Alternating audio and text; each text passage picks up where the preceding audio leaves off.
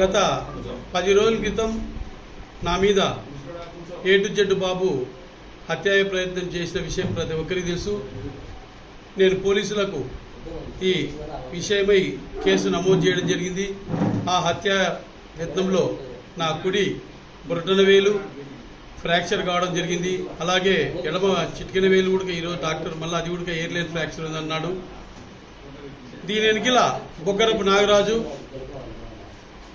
తోట ధనుంజయుడు, సుమంతు, కోట ధనుంజయుడు, సుమంతు మరియు ఆ పాంప్లెట్లో ఒక 3 పేర్లు, ఎవరు మన లీలావతి, ఇంకోరెవరు నాగార్జున, వీళ్ళందరూ కలిసి నా మీద హత్య చేసి ఆ ఒక స్థలాన్ని కబ్జా చేయాలనే ఉద్దేశంతో నా మీద దాడి చేయడం జరిగింది. దీని విషయమై నేను పోలీస్ స్టేషన్లో కంప్లైంట్ చేయడం జరిగింది. వాళ్ళ మీద హత్యాయత్నం కేసు నమోదు చేయాలని చెప్పి కోరితే వాళ్ళ మీద ఒక సాధారణ సెక్షన్లు పెట్టినారని చెప్పి తెలిసింది మాకు. కానీ ఈవెన్ హాస్పిటల్లోని డాక్టర్స్ కూడా గ్రేవియస్ ఇంజురీస్ అని చెప్పి నాకు సర్టిఫికేట్ ఇచ్చినారని కూడా తెలిసింది. నాకైతే ఇంతవరకు అది రాలేదు. అది కూడా రేపు మేము ఇన్ఫర్మేషన్ యాక్ట్ కింద తీసుకుంటాం. గ్రేవియస్ ఇంజురీస్ అయినాక కూడా హత్యాయత్నం కేసు నమోదు చేయకపోవడం అనేది బాధాకరం. దీనికోసం ఏపీడబ్ల్యూజీ ఆధ్వర్యంలో నేను ఒక జర్నలిస్ట్ యూనియన్ నాయకునిగా, రాష్ట్ర కమిటీ సభ్యునిగా ఏపీడబ్ల్యూజీ ఆధ్వర్యంలో రేపులా మొన్నాడు అనగా గురువారం ఉదయం 9 గంటలకు శ్రీనివాస్ సెంటర్లో మహాధర్నాకు పిలుపునిస్తున్నాం. దీనికి జిల్లా వ్యాప్తంగా అందరూ జర్నలిస్టులు కదిలి వస్తారు. మా డిమాండ్ నెరవేరేంత వరకు మేము ఆ ధర్నా విరమించే ప్రసక్తే లేదు.